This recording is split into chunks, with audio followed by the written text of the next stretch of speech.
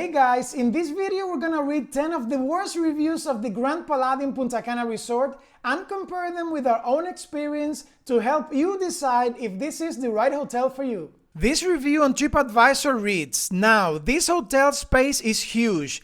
I think there's like 5 hotels or more on this huge lot. We needed to get on a train. This establishment has only 2 trains, a red train that has one route and the white train takes another route.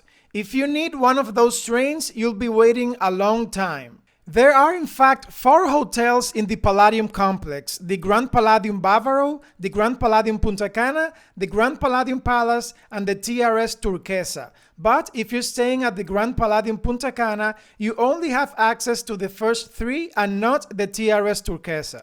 Since the Palladium complex is so big, these trains are a very welcome feature and even a necessity for some people. Waiting times can in fact be a bit long, depending on the time of day and how busy the hotel is, so I would advise you to walk to wherever you want to go unless you absolutely need to take the train. That brings us to the next part of this reviewer's review.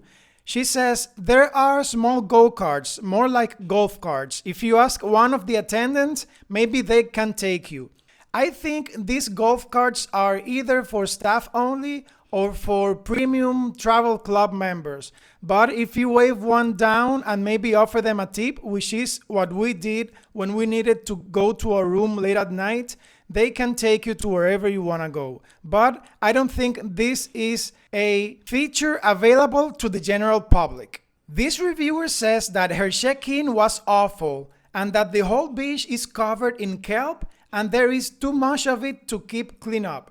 In our experience, check-in was super fast, and after inputting some details into an iPad, we were good to go. When it comes to the beach, this reviewer went to the Grand Palladium Punta Cana during the summer of 2022, so she did encounter a lot of seaweed at the beach. As you probably know, in the last few years, this has been a huge problem in Punta Cana. Summer is peak seaweed season in Punta Cana, and this year, 2022, is supposed to be record-breaking. We noticed a huge amount of seaweed in the sand, but we also noticed that the hotel is doing the best they can picking it up. By the afternoon, they have it all piled up, and they even use a tractor to pick it up. But by the next morning, we noticed that seaweed was covering the beach again. And this is day after day after day that they have to do this. And we're talking about metric tons of this stuff coming into the Punta Cana beaches during the summer months. So this is not something unique to the Palladium, but it makes a difference, the effort that the hotels put into picking the seaweed up, and we believe the Palladium is putting in a good effort. This reviewer says that it was his worst travel experience of his life, in part because booking the restaurants is a hassle. They are all booked up. You have to look very early in the morning and get it for a few days out. We did find this to be an issue because you need a reservation if you want to dine at any of the a la carte restaurants at any of the 3 Palladium hotels. This is quite cumbersome. Even though there are a lot of restaurants in the Palladium complex, it can be hard to find a spot. And honestly, we would prefer if you didn't need a reservation like some other Punta Cana hotels where you just show up at the door and they seat you after you wait for your turn. Now, some people do prefer this method of making a reservation, especially if they're traveling with small kids or with large groups, because it's easy for them to get a table at a specific time. But personally, I would prefer if this were first come, first served basis. Cana Excursions, we recommend puntacanaoffresort.com, where you can browse and book incredible Punta Cana adventures to make your vacation memorable. He goes on to say, the beach. We would get there at 8:30 a.m. and all the chairs were already taken up by towels. I don't know what time people would wake up to reserve these seats, but it was frustrating. The pool was the same thing. People would reserve their seats bright on and early. That was the most annoying part. We did notice this happening. Even though we woke up super early to film around the hotel, Many of the chaise lounges at the beach and around the pools were already reserved with towels on. These are people that wake up super early and clip on towels to their chairs and then go on to have breakfast and even go back to their room. The hotel does have signs discouraging this practice, but honestly, there's nothing much they can do. Although one thing that comes to mind would be increasing the number of available seating space. I don't know if it would make the pool areas too crowded, but it can be a little bit frustrating not being able to find somewhere to sit. And if you go midday to the pool area, forget about somewhere to put your towel. You have to put it on the floor because all the seats would be taken. This next review says that the food at dinner would be the same stuff left over from lunch. I'm assuming this reviewer is referring to the buffet, and I have to say this is not a fair depiction of the buffet at the Grand Punta Cana. A few staple cuisines and favorite dishes like sushi, pizza, pasta do repeat at lunch and at dinner, but this is because they are very popular, and I personally believe that having pizza both at lunch and at dinner is a great addition to any buffet. Also keep in mind that I think every hotel in Punta Cana does this, is that they have recipes at dinner that use the leftovers from lunch that they can reuse to avoid wasting any food. For instance, if you have rice at lunch, maybe you have rice cakes at dinner. Only the things that they can reuse, not anything left over from customers' plates, of course. This person goes on to say that the rooms were hot and uncomfortable to sleep. We couldn't even feel the AC. This is a pet peeve of mine. I do like a cold room whenever I go to a hotel, especially a hotel at the beach, and the room at the Grand Palladium Punta Cana was indeed on the warmer side, and I have read many other reviews that say the same thing.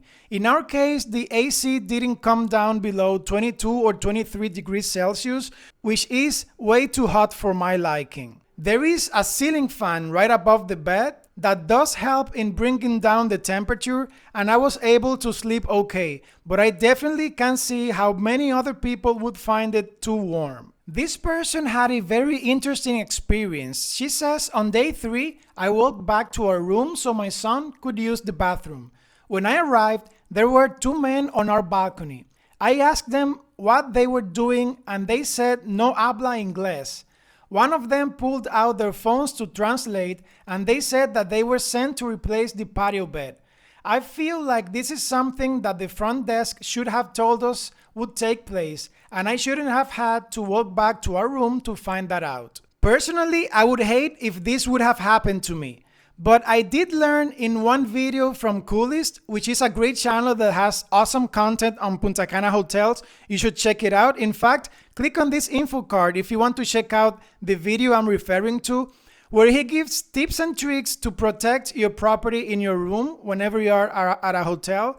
He advises to place the Do Not Disturb sign outside your door at all times when you're not in your room if you don't want anyone to come into your room, because it is not uncommon that maintenance workers do come into your room if they need to do something and they knock on your door and you're not there. They're gonna go inside either way. They're not gonna go and do something bad, but I wouldn't like a stranger being in my room whenever I'm not there. This reviewer says, want dinner reservations at your all-inclusive hotel? Forget about it. The app you are supposed to use to book reservations doesn't work, and you'd have to spend an hour in line at guest services. So as I told you before, it can be a hassle to book your restaurants for dinner. So be prepared for that. I would advise you to call instead of waiting in line at guest services. Probably you would have to be on the phone for a while also, but I would prefer that than to wait in line. This reviewer goes on to say that the pool doesn't look that nice either compared to other places.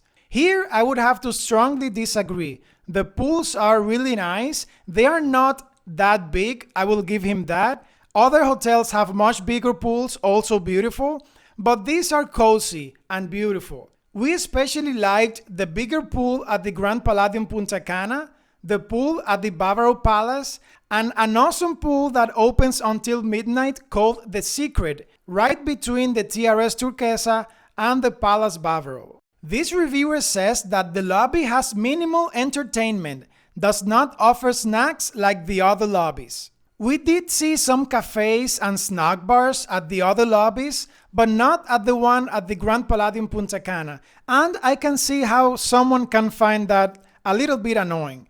When it comes to entertainment at the lobby, personally I wouldn't go to the lobby for entertainment, but we did see some live music at night and people dancing at the lobby, so I think this is okay. I'm not looking for entertainment in the lobby. If I want entertainment, I will go to the night show, other night activities, or even the disco, even though the disco is closed right now at the Grand Palladium because they use it for COVID testing. This review reads, "The shower wall adjoins the bedroom and it is glass. No privacy when taking a shower with the lights on." I'm not really a big fan of this either. I mean, it does look cool, and if you're on a romantic trip, it can be a little bit adventurous, but to be honest, we did find this to be more of a hassle than a cool feature for a couple of reasons. One, when you take a shower, water can seep beneath the glass door and into the room. It wasn't a huge problem, but it did make a puddle in the room. Other thing is that the air conditioning from the room does enter the shower area through that glass door.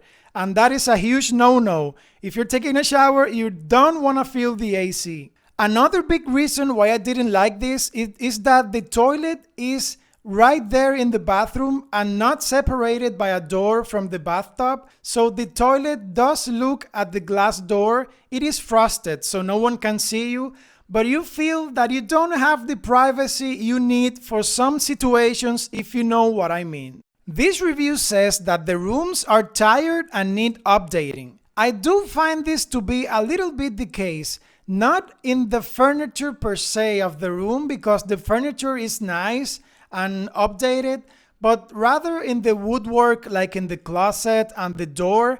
It does feel outdated in that way. It could use some renovation and it would make the room look much more up to date and modern. The TV area could also use some work because all the cables are hanging out at the back of the TV and it doesn't look nice. The remote receiver is like a little button with a cable dangling and it turns around and around, and for you to get it working with your remote from your bed, it can be a little bit of a pain. This guest says that the room has a small closet space and a small 3-drawer built in within the closet. For a family of 4, that wasn't enough space to store our clothes. Here, I do agree with this reviewer. The closet space is really limited, and the closet is not very nice either. If her closet was as big as mine, and we were only 2 people, her closet for 4 people was definitely small. She goes on to say that the bathroom had a jacuzzi for a tub. This was hard to get in for my 11-year-old and 8-year-old because it was high. The tub shower situation, it's a little bit unusual because they have a jacuzzi tub, but they have the rain shower in the ceiling. It is high because the tub starts at the floor. It does not go down into the floor, so you have the full height of the bathtub to climb. So if you have any physical impediment, if you're an elderly person or if you have kids, you will find it a bit difficult to get inside the tub. I included this part because I found it to be so true. The knobs were confusing until we figured out which one was for the jacuzzi, water temperature, and the overhead shower head. Now, I consider myself to be an intelligent person, but to be honest, I felt really stupid while standing in the shower for like 3 minutes trying to figure out how the hell do these knobs work. I wanted hot water to come down from the shower and I couldn't get it to work. Honestly, truly, I spent 3 to 4 minutes trying to figure it out. They could simplify that mechanism. Click here for a full tour of the Palladium complex in Punta Cana.